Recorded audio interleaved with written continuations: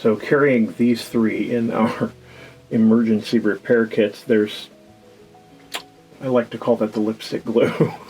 The Dip and Dab XL. Dip and Dab XL, a little tiny, this is the tiny version of like this. Mm-hmm. Yeah. And this. Fits well in a little to-go bag. Yes, in all of our kits and in my purse.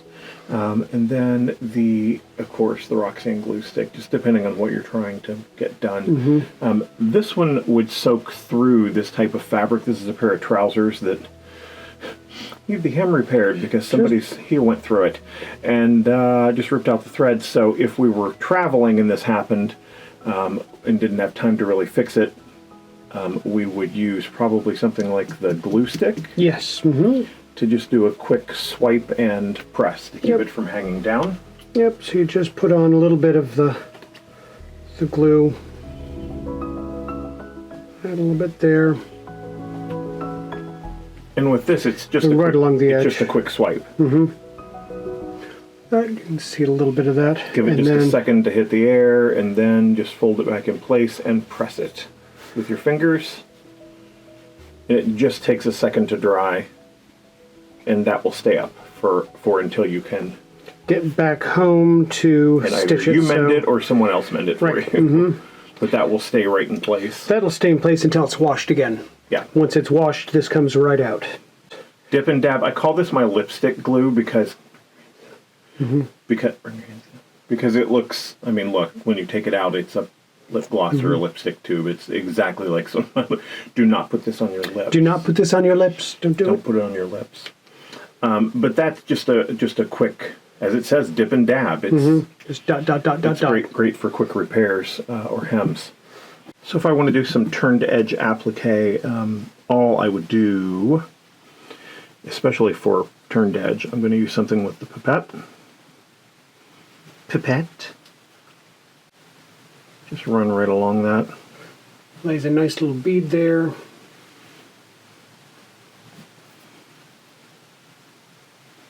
I actually press it. And it just takes a minute, a few seconds to set. I would press this anyway. Just press it with a dry iron? With a dry iron, but look, I just finger press that. So if you're taking this with you and doing EPP or something, look how quickly that's set. That's set and it's not going anywhere. And I could do all four corners.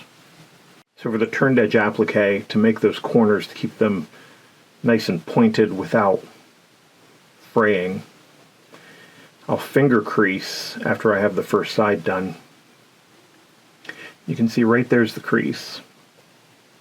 Right? And I'm going to trim that corner off from the corner out here to just above. There's the crease. I don't want to trim all the way to that crease, because if I do, that'll leave a little hole in the corner and it'll fray out. So I'm going to trim to right above that. Like a 1/16 of an inch above it, or yeah. So then when I fold it and trim it down, it makes a nice little corner without fraying.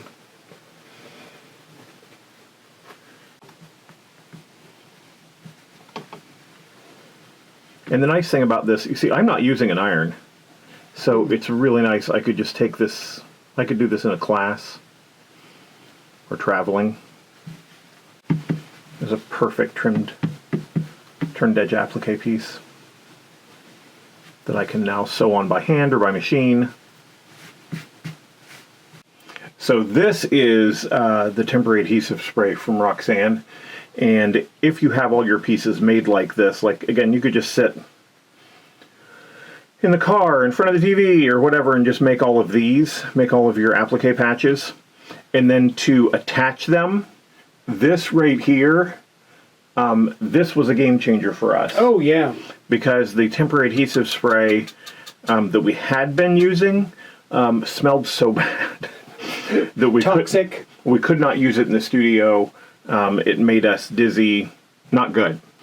It is still adhesive spray. It is still a glue spray, an aerosolized glue, so you don't want to breathe in a lot of the particulates. So again, vent, but only if you're only doing like a quick little like this. Is that an exact amount? That's an exact amount. Like this. And then, especially for something like this, I'll let it get tacky. Oh, and it's done.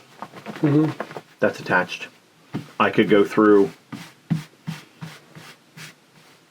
and do my applique now. And again, one quick wash and this just washes all away. Right out. And it doesn't gum up our needles, we find, because you don't have to use as much with any of these. Oh, also, if you mess up and you put it in the wrong place, y'all saw how dried that was. That was perfectly dried. It stays pretty tacky for a long time. We do a lot of Boro-inspired fabric building. I'm going to use our piece of denim here again. And we've done this with a lot of trousers and jeans and jackets. Yeah, and jeans, jackets, trousers. I'm sure you'll see some of those right now. But the way that we layer fabrics for this is to get an idea of how we want things to lay out.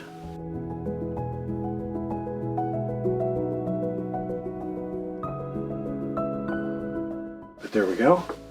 And then in which case with these, what we would start doing is using this specifically. We just taught this past weekend, and this is right what we used in our Boro class. And you'll just apply, it goes on so smoothly that it doesn't mess up where your fabric's laying, which I hate when that happens. So I'll just peel back the layers, put down the glue.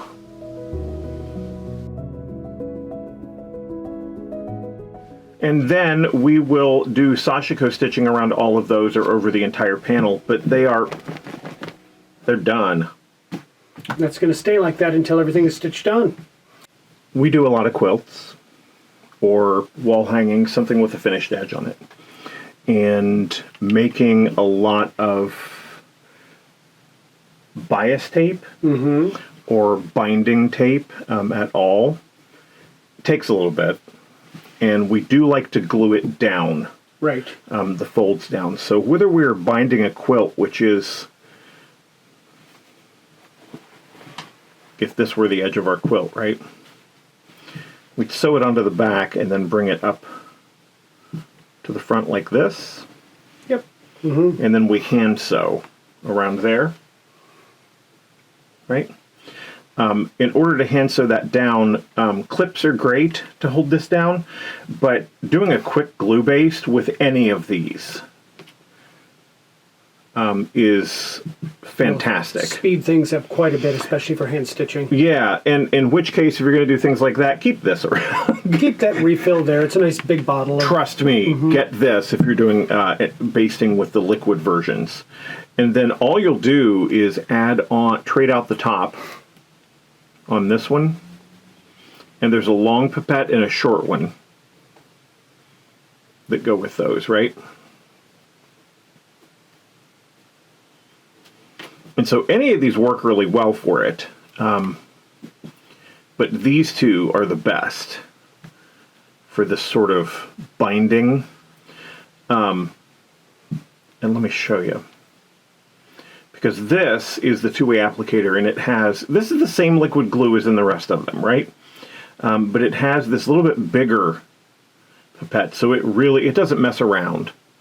Like it gives you a nice... The glue comes out. You got glue, you know? And so it works a little bit faster. And so I'll bring this over, smooth it down, and that's stuck. It's usually enough glue that you can go like this again and it will stick. It'll come through your fabric. Because then what we do is just fold it again like that and baste it down. To make sure that it stays that way, we'll use this, the other end of the applicator. It's much wider and the glue comes out of a hole right there, And then you have these little serrated, soft, Little soft nubbies. and that helps to spread the glue. And so we're just going to go like this and start kind of combing it on. It goes really quick. And it covers a nice wide area there. Yeah, it covers a lot pretty quickly. And so stay there. If that's my binding, it's already sewn on, I'll just go around and fold it in place. It's already stuck. So good things to keep in your kits while you're doing any type of applique at all, whether it's a Boro style applique or turned edge applique. Shapes. This is particularly good for shapes. Oh, yeah. Because you can go right around the edges of them very precisely as you turn the edges. Especially if you're doing like a curve where you have to cut the edges to get the curve to happen correctly. This is great. And I like that that kind of accordion shape as well, because you can be very precise in the way you hold it and the amount that comes out. Yes, you can push it like this and get a nice little bit out. You can go like this, however you're comfortable with using your hands. Also, whereas sometimes I can't squeeze these because my hands hurt, arthritis, this is great. I can just give this a little tug like this and it works really well.